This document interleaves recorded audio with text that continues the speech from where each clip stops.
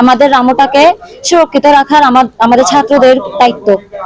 আমরা সকাল থেকে আজকে 4-5 দিন ধরে রামু উপজেলা পরিষ্কার করতেছি এবং এখানে রামুর মধ্যে কোথায় কি আছে না আছে আমরা খেয়াল রাখতেছি।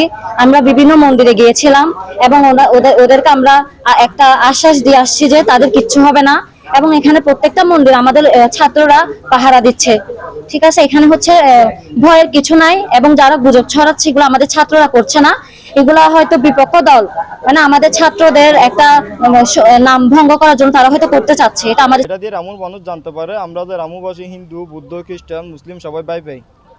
তখন এদের সাথে আমরা একটা সম্বন্ধ করে আমরা রামুতে একটা মানববন্ধন প্রস্তুতি নিলাম। মানে এটা দিয়ে আমরা বিভিন্ন ব্যানার পেস্টুনের মাধ্যমে তুলে ধরবো আমাদের এখানে রামু উপজেলায় কোনো ভেদাভেদ নাই। আমরা সংখ্যালঘুদের সাথে আছি, রামু উপজেলার সাধারণ ছাত্রছাত্রী, আমরা মুসলিম, হিন্দু, বৌদ্ধ, খ্রিস্টান সবাই আমরা ভাই ভাই।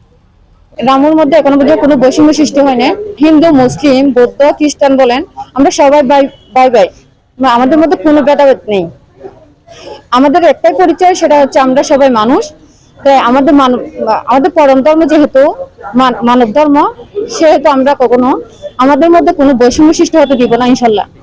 ট্রাফিক কন্ট্রোল থেকে শুরু করে পরিষ্কার পরিচ্ছন্ন কার্যক্রম বলেন, তারপর বাজার মনিটরিং, উপজেলা পরিষদ প্রাঙ্গণ, তারপর বিভিন্ন ধরনের আর্ট, রং, পেন্টিং ব্যাপারে সবকিছু আলহামদুলিল্লাহ আমি ছিলাম। আমি প্রথম থেকে কাজ করতেছি। হ্যাঁ, আমার সাথে আমাদের সাধারণ শিক্ষার্থীরা, বিভিন্ন স্কুল কলেজের শিক্ষার্থীরা আমাদের সাথে প্রথম থেকে সাহায্য হয়েছিল। আমরা এই রামুটাকে সুন্দর করে সাজাতে কাজ করছি, যাতে সব ধর্মের মানুষ সমানভাবে সম অধিকার নিয়ে থাকতে পারে। এবং আমি একটাই কথা বলবো, কোনো গুজবে কান দিবেন না, একসাথে থাকবো, আমরা একসাথে এই দেশ করবো ইনশাল্লাহ। আজকের যে আন্দোলন, পুরো আন্দোলন হতে ধরে, যে স্বৈরাচারী সরকারের পদত্যাগ ধরে, যে কক্সবাজারের যে আন্দোলনের সংগ্রামে আমরা রামু উপজেলা থেকে সাধারণ শিক্ষার্থী হিসাবে আমরা যেভাবে ঝাঁপিয়ে পড়েছিলাম, আমরা ইনশাল্লাহ সেটাতে সফল হয়েছি। এই স্বৈরাচারীকে বিদায় করে দিয়েছে বাংলাদেশ থেকে।